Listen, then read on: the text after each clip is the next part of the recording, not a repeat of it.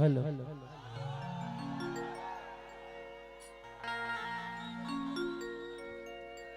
सबसे पहले तो हमारा तरफ से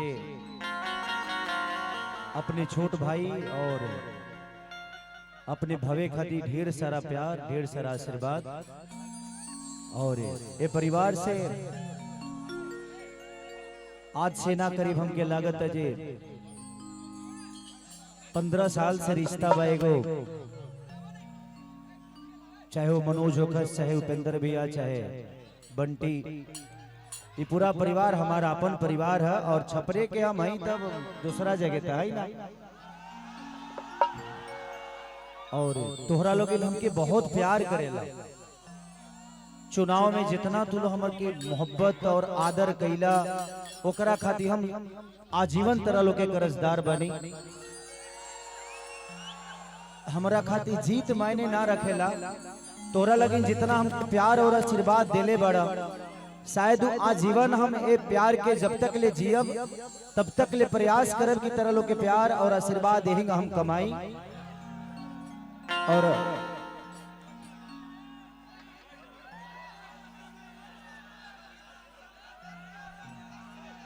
आए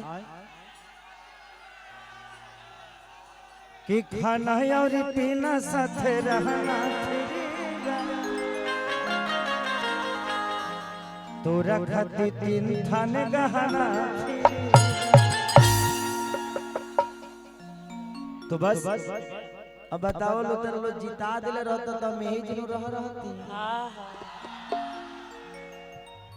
लेकिन अच्छा भाई, अच्छा भाई, हम आजाद आदमी हैं। हमरा जिंदगी में हम चाहिए जे भगवान हमके इतना कुछ दे दे, कम से कम हम लोग के मदद करत रहे। प्रयास हमेशा से रहला, बट कौनो बात ना, वो एगो सुजनी रहे, वो समय रहे। हेलो, वो एगो समय रहे, वो बीत गई। हम 3 महीना छपरा बनाए नहीं जानत रखा है, हम चुनाव से निकलिए ना पाओ।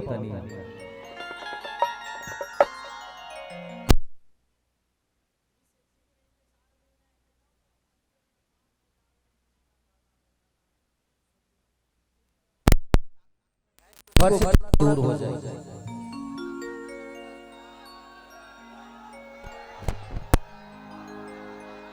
देखा वो बीत गइल बा, वोट चोरी भइल बा कि डकैती भइल बा, ऐसे कोनो मतलब नहीं है।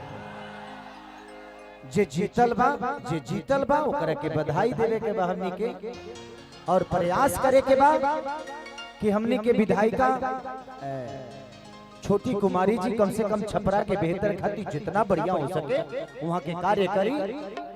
अगर हम जीता रहते तो हमारी जिम्मेदारी रही, लेकिन वहाँ के जीतल बनी। हमारा तरफ से शुभकामना बा वो बहन के कि रुआ छपरा के जितना बेहतर हो सके रुआ बनाई। हमने से जहाँ भी सपोर्ट आज भी रुआ चाहे, खेसरिया के जहाँ जरूरत पड़ी अपना छपरा के विकास खातिर खेसरिया हमेशा खड़ा रहे। छपरा के बेहतर बनावे खातिर हमके विधायक बनना के जरूरत नहीं थी, हम स्टार बन के भी रहुआ सबके मदद कर सकतनी और अपना छपरा के बेहतर बना सकतनी। लेकिन आप सबके दिल में हमरा प्रति हमेशा से सम्मान और एगो दुलार अपना भाई खातिर, अपना बेटा खातिर बा। वो प्यार के हमेशा कोशिश करे ले हम रहुआ सबके दिल में हमेशा बसा रही और वह सब खातिर बेहतर सोचत रही बिना।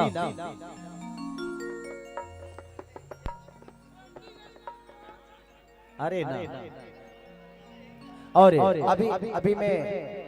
अभी हम आओ तनी अंकुश राजा जी 11 गो गरीब लड़की सन के बियाह करौले, तो ओही जी हम हो गए रे हां।